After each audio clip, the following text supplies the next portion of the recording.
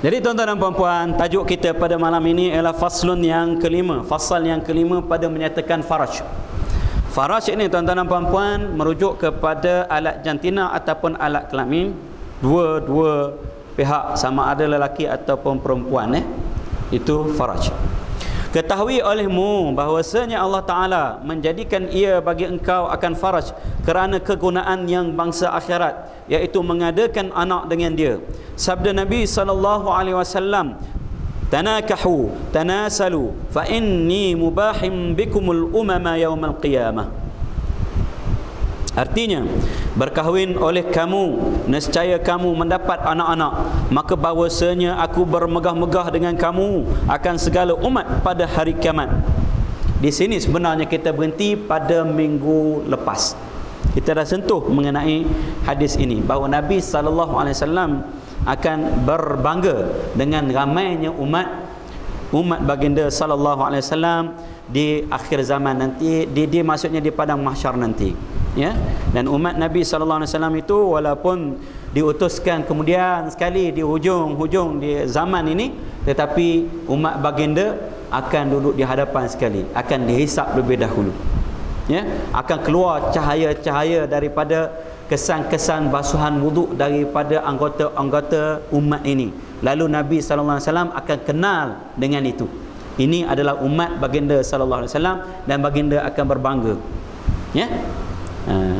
Cuma yang perlu kita tekankan di sini bukan setakat, ya, kuantiti, tetapi kita perlu juga kepada kualiti sebenarnya. Oleh itu, sebab itu kita kena mengaji ni tasawuf ini, bagaimana nak menjadi umat yang berkualiti.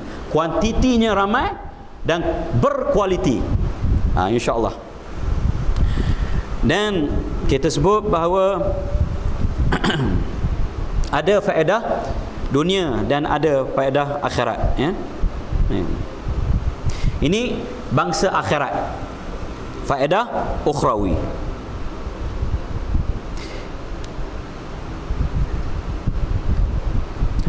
Dan sabda Nabi SAW, "Idza mata ibnu Adam inqata'a 'amaluhu illa min thalathin sadaqatin jariyatin wa 'ilmin yuntafa'u bih wa waladin salihin yad'u lah." Satu, tuan-tuan tengok bawah, rawahu Muslim, Imam Muslim Ibnu Hajjaj An-Naisaburi. Hadis ini hadis sahih, ya. Artinya, apabila mati manusia, nescaya putus oleh amalnya, melainkan daripada 3 perkara. Ya, bila kita mati nanti, habislah semua. Putus nyawa kita, putuslah semua sekali. Hubungan kita dengan apa? Hubungan yang kita tinggalkan, duniawi misalnya. Ada apa? Ada kereta balik, isteri balik, walaupun pernah berjanji sehidup semati balik. Anak kita balik. Slipper kita, tuan-tuan, balik. Slipper, dia mari apa? Anak kita pinjam pakai. Slipper kita balik. Bantal kita balik, tuan-tuan dan puan-puan. Yang tinggal apa? Yang tinggal amalan. Putus belaka amalan kita ni, ya. Kecuali dengan apa? Pertama, wakaf. Wakaf, tuan-tuan dan puan-puan, ya. Kalau kita tidak ada, ya, macam saya ni lah, tidak ada harta dan sebagainya, kemungkinan saya tinggalkan yang saya sebut tadi. Wakaf ilmu misalnya, ya. Tuan-tuan kalau tak boleh mengajar dan sebagainya, boleh beli buku, wakafkan ke masjid ini. Selama mana orang baca, orang amalkan buku itu, dapat pahala pada tuan-tuan. Wakafkan Quran, selama mana orang baca, dapat pahala. Wakafkan Iqra' dan sebagainya, hantar ke pusat-pusat pengajian Iqra', pusat-pusat pengajian Al-Quran. Selama mana murid itu ataupun yang menggunakan kitab kita itu, dia pandai Al-Quran, kemudian dia baca Al-Quran, dia ajar pula anak dia ajar pula cucu dia, semua yang dapat pada kita, insya-Allah. Allah Maha Kaya, tuan-tuan dan puan-puan. Dia bagi sebanyak mana pun, dia tidak apa-apa, dia tidak miskin, dia susah. Jadinya wakaf, nah. Yang ada harta tu lebih-lebih lagi lah. Dan kedua, ilmu yang diambil manfaat dengan dia. Ni tuan-tuan dan puan-puan, ilmu yang diambil manfaat dengan dia, ilmu yang bermanfaat, yuntafa'u bih, ya, ilmu-ilmu yang boleh kita guna, bukan ilmu yang haram lah. Kita tinggal ilmu sihir dan sebagainya, orang amal berdosa pula kita, ya. Kalau ada pahala yang berterusan, ada dosa yang berterusan. Tuba liman mata walam yamut ma'ahu walam tamut ma'ahu hasanatuhu. Beruntunglah orang yang mati tetapi hasanat kebaikan dia tidak mati bersama dengan dia, tidak terputus. Tuan-tuan dan puan-puan. Dan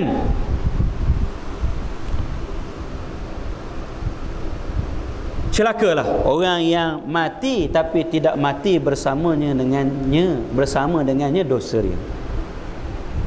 Dosa berterusan. Ada sedekah jariah, ada apa dia? Maksiyah jariah. Dan ketiga,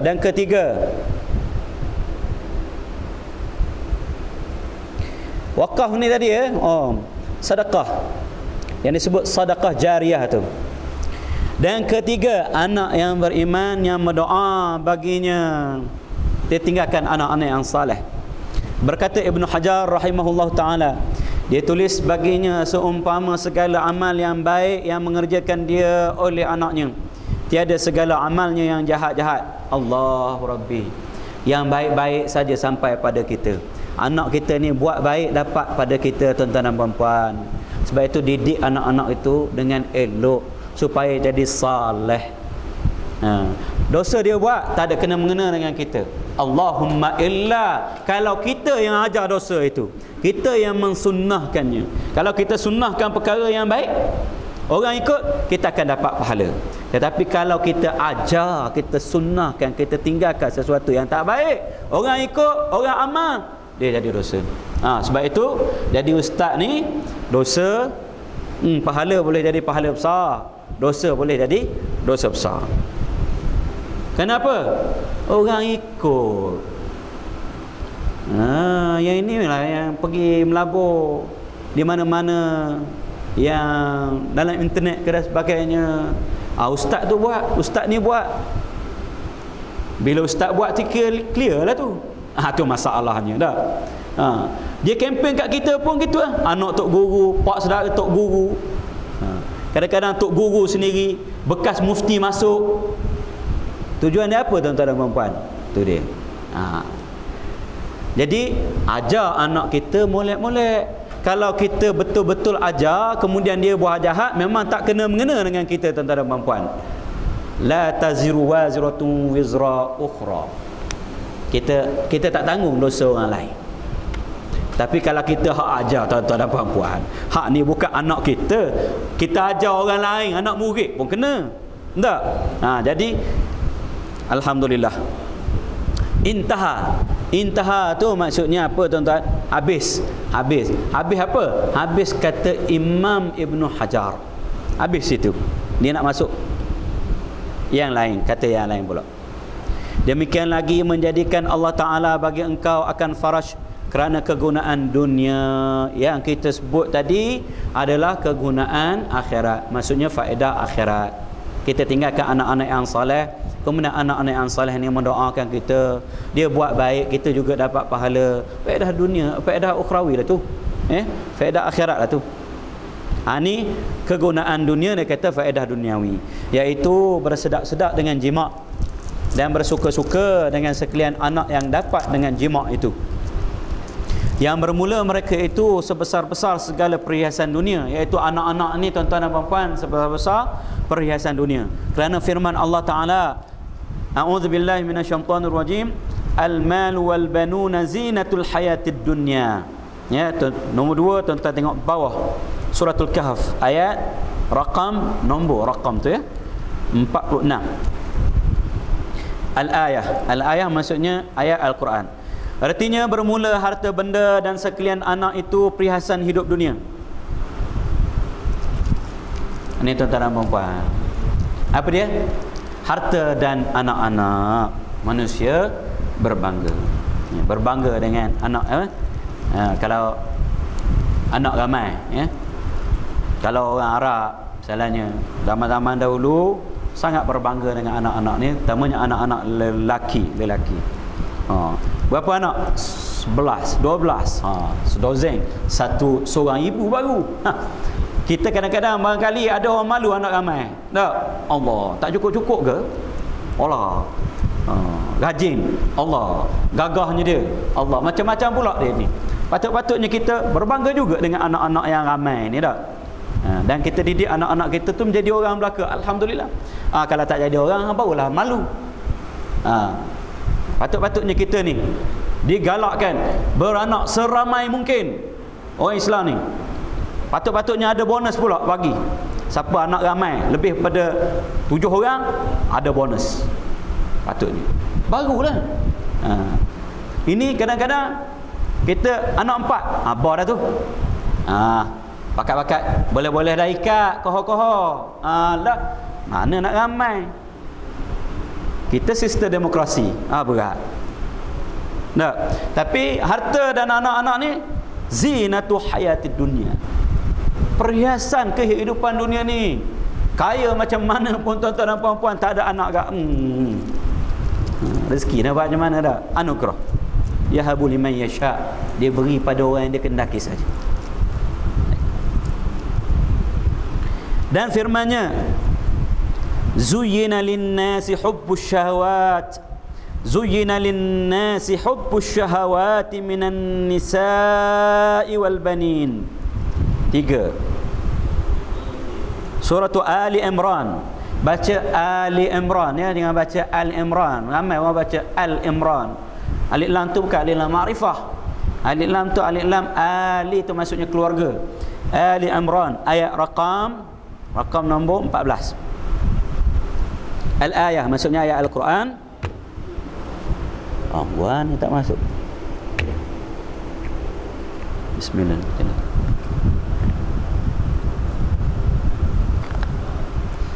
Artinya dihiasi bagi manusia akan kasih akan segala keinginan daripada perempuan dan anak-anak.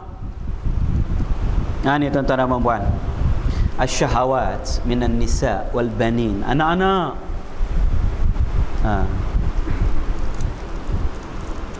Maksudnya apa? Nak ke anak tu? Bukan. Yalah. Bermula mensyukurkan ini anggota memelihara daripada yang diharamkan. Baik, bagaimana kita nak bersyukur dengan anggota ini yang Allah Subhanahu Wa Taala anugerahkan kepada kita? Anak kelamin ni macam mana nak bersyukur dengan dia? Ya. Syukur ini ada 3, kita sebut dulu dah. Yang pertama syukur bil lisan, kita sebut alhamdulillah. Yang kedua kita syukur bil qalbi, dengan hati kita ingat nikmat ini dan kita hargai, kita kenang, kita berazam untuk gunakan untuk taat pada Allah Subhanahu Wa Taala. Kemudian kita syukur dengan perbuatan kita. Seluruh anggota kita ini kita gunakan untuk taat patuh pada Allah Subhanahu Wa Taala. Jadi dia kata nak mensyukurkan ini anggota, memelihara daripada yang diharamkan. Tu tuan-tuan dan puan-puan. Macam mana kita nak bersyukur dengan apa yang Allah Subhanahu Wa Taala bagi nikmat pada kita itu? Jangan buat yang haram. Seperti apa? Zina dan liwat. Liwat ini homoseksual. Homoseksual gay, yang lelaki dengan lelaki. Kalau perempuan homoseksual juga, panggil lesbian. Sihaq bahasa Arabnya, sihaq, antara perempuan dengan perempuan. Dosa besar, ya. Dan liwat ini sebenarnya amalan kaum Nabi Lut. Dan mengeluarkan air mani, istimna, ya. Ya, Nabi SAW sebut sebagai orang yang menikahi tangannya. Nakihu yadihi, lain daripada tangan isterinya dan jarinya. Ya, kalau dengan tangan isteri tak mengapa. Jarinya, jari isteri dia, bukan jari dia. Kata tuan, jari dengan tangan isteri dan jarinya. Jari tak apa dengan jari tak apa. Tak. Tak boleh. Dia panggil istimna ataupun masturbasi, mengeluarkan mani dengan tangan. Haram hukumnya, juga berdosa besar tuan-tuan dan puan-puan. Tu. Jangan buatlah yang diharamkan. Itulah cara sebesar-besar syukur. Nikmat Allah Subhanahu Wa Taala. Ya. Dan memeliharanya daripada yang syubhah. Macam mana yang syubhat ni? Seperti jima' pada nikah yang batal. Jika taklid ia akan yang berkata dengan sah nikah itu. Ni tuan-tuan dan puan-puan. Ni syubhat. Nikah di Thailand misalnya, bawa lari anak dara orang pergi nikah sana. Syubhat ni tuan-tuan dan puan-puan. Setengah-setengah ulama tidak mengharuskan. Tak sah nikah ni. Saya teringat kah pensyarah saya, Datuk Dr. Profesor Muhammad Zuhdi. Dia kata kalau saya mufti, saya akan keluarkan fatwa nikah di Thailand tak sah. Kerana berwalikan hakim siapa? Bukan hakim kita, hakim Thailand. Bukan berwalikan hakim tu, hakim Thailand, raja Thailand tu, hakim Thailand. Tapi nak buat macam mana? Dia kata ada tawaran jadi mufti, tapi saya kata minta ampun maaf, rambut saya keras. Saya pun tak tanya apa maksud bagi beliau kata rambut dia keras. Saya tafsirkan sendiri saja. Baik. Ya. Dan jika tiada, nescaya adalah ia haram, bukan syubhat. Dia tak taklid pada orang yang ada yang mengatakan sah, ya. Ada yang mengatakan sah. Maka bila tak ada syubhat itu haram. Apa dia? Muta'ah, nikah kontrak. Isteri orang pun boleh. La ilaha illallah. Boleh pinjam kejap. Bayar mahar saja. Boleh. Sejam 2 jam pun boleh. Haram, ya?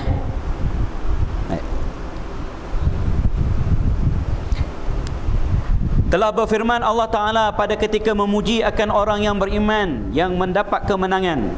Allah Subhanahu Wa Ta'ala puji orang yang beriman yang mendapat kemenangan. Qad aflahal mu'minun. Telah berjayalah orang-orang yang beriman. Dalam surah Al-Mu'minun ayat 1 hingga 11 menceritakan ada 7 ciri orang yang berjaya. Orang beriman yang berjaya. Salah satu cirinya apa? Walladzina hum li furujihim hafizun. 4. Surah Al-Mu'minun ayat rakam 5. Dia sebut situ suratul mu'minin. Betul lah tu juga. Saya sebut Al-Mu'minun itu dalam bentuk marfu' ni. Ini jadi mudhaf ilaih. Yang betulnya disebut suratul mu'minin. Tak ngapa. Betul. Al-Mu'minun surah itu artinya dan sekalian yang memelihara mereka itu akan segala faraj mereka itu, orang yang menjaga kemaluan mereka. Ini yang keempat, ciri yang keempat. Ciri yang pertama apa Allah SWT sebut? Yang khusyuk dalam sembahyang. Yang kedua, yang berpaling daripada perkara-perkara lara yang tidak memberi faedah kepada duniawi dan ukhrawi dia. Yang ketiga, dia bayar zakat. Orang yang membayar zakat. Dan yang keempat, orang-orang yang menjaga kemaluan mereka. Yang kelima, orang yang menjaga amanah. Yang keenam, yang menjaga janji. Dan yang ketujuhnya, yang menjaga sembahyang. Tu 7 ciri orang yang berjaya, orang mukmin yang berjaya. Berjaya macam mana? Berjaya masuk syurga Firdaus, kata Allah SWT di akhir ayat itu. Ni tuan-tuan dan puan-puan. Ini ciri yang ke apa? Yang ke-4. Dan ciri yang ke-4 ni panjang ayatnya. Dia sebut bukan setakat ini. Dia kata kecuali atas sekalian isteri dan sahaya mereka itu yang perempuan, maka bahawasanya mereka itu tiada dicela. Ini kepanjangan daripada mana? Walladzina hum li furujihim hafizun illa ala azwajihim aw ma malakat aymanuhum fa innahum ghairu malumin faman ibtagha wara'a dhalika fa ulaika humul adun. Dia kata kecuali apa? Kecuali kepada para sahaya, kepada para isteri dan para sahaya mereka itu tidak dicela. Dan barang siapa yang mencari sebalik daripada itu, maksudnya selain daripada isteri dan sahaya ni, maka mereka adalah golongan yang melampaui batas. Melampaui batas. Apa dia? Zina tadi melampaui batas. Liwat melampaui batas. Apa dia? Istimna, mengeluarkan mani dengan tangan itu melampaui batas. Semuanya itu haram belaka. Apatah lagi kalau yang rogol binatang. Misalnya. Semua. Baik. Isteri pun tuan-tuan dan puan-puan, hanya saya nak kata apa? Hanya tempat yang dibenarkan sahaja, yang Allah SWT sebut sebagai harthul lakum, nisa'ukum harthul lakum fa'tu anna syi'tum, fa'tuhunna anna syi'tum. Fa'tuhun kan? Fa'tuhunna. Dia kata apa? Wanita, isteri-isteri kamu itu tempat tanaman kamu, maka datangilah daripada yang mengikut kamu suka, cara yang kamu suka. Maksudnya apa? Bukan suka-suka juga. Maksudnya tempat tanam, tempat yang boleh melahirkan anak, yang boleh menyebabkan lahir anak, tempat tanam itu harsul lakum. Datangilah di situ. Ini ayat ini diturunkan sebenarnya kerana orang-orang Ansar, pada anggapan mereka, apabila mereka mendatangi isteri mereka daripada belakang, maksudnya tempat yang dibenarkan, tapi caranya daripada belakang, akan lahir anak nanti juling. Anak tu juling mengikut kepercayaan orang-orang Yahudi. Orang Yahudi kata begitu. Jadi orang Ansar ni dah biasa dengan orang Yahudi, dia ambil hak tu dan beranggapan begitu. Maka Allah SWT turunkan ayat ini. Boleh cara macam mana, tapi tempat yang dibenarkan, yang dipanggil harthun. Jadi bahasa Al-Quran ni bahasa berkias. Bahasa bukanlah eksplisit, terus terang, direct, lucah dan sebagainya. Dia sebut kiasannya. Harthun, tempat apa? Tempat menanam. Ladang. Faham. Tepat sekali Ustaz. Baik. Ya. Dan Nabi SAW sebut,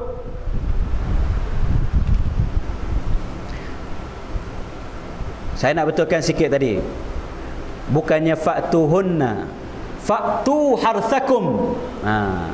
Tu betul. Fa'tu harthakum anna syi'tum, maka datangilah ladang kamu itu sebagaimana kamu suka. Baik.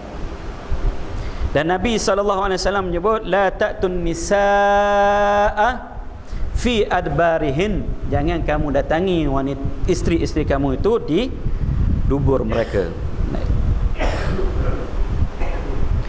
Dan ketahui olehmu bahawasanya tiada sempurna memelihara faraj itu melainkan dengan memelihara mata. Nak pelihara kemaluan ini, kena jaga mata. Kenapa tuan-tuan dan puan-puan? Ya. Dari mata turun ke hati, dari hati turun ke mana? Sudahlah dah. Daripada melihat perempuan yang haram dilihat. Baik itu dalam Al-Quran ni siapa? Dia sebut apa? Kullil mu'minina yaghuddu min absarihim yahfazu furujahum wa yahfazu furujahum. Katakan bagi orang-orang mukminin itu supaya menundukkan pandangan. Maksudnya jangan pandanglah, bukan tunduk bawah tu, belaga dengan orang pula. Jangan pandang, ya. An-nazratul ula lak wan nazratus tsaniyah alaik. Ya, pandangan yang pertama tu rezekilah kamu, rezeki kamu kebetulan terpandang. Itu terpandang. Wan nazratus tsaniyah alaik. Pandangan kedua tu kenalah dah weh. Itu sengaja pandang. Gua nak Ustaz, kita pandang sekali, jangan letak-letak arah mata, jangan alih-alih arah mata. Tu yang jangan alih-alih tu hak kedua, ketiga, keempat. Itu alaik. Ya. Baik. Dan Allah SWT perintahkan juga kepada orang perempuan ni, kullil mu'minat yaghdudna min absarihin wa yahfazna furujahun. Katakan kepada orang mukmin, orang mukminat, artinya orang perempuan yang beriman, supaya apa? Menundukkan pandangan mereka dan menjaga kemaluan mereka. Allah Subhanahu Wa Taala perintahkan dari segi pandangan ni apa? Kenapa? Al-ainani tazniyani wa zinahum an-nazar, kata Nabi. Mata itu, dua mata itu berzina, dan zina mata inilah apa? Pandang, tengok. Nah, nazratun fabtisamatun fasalamun fakalamun famau'idun faliqa'un, kata seorang penyair Arab. Dia kata apa? Dia kata pandang, kemudian senyum, kemudian beri salam, hai hai, kemudian cakap, lepas tu buat janji, lepas tu berjumpa dot lah, lahir anak, buang mata kata. Ni tuan-tuan dan puan-puan, ya.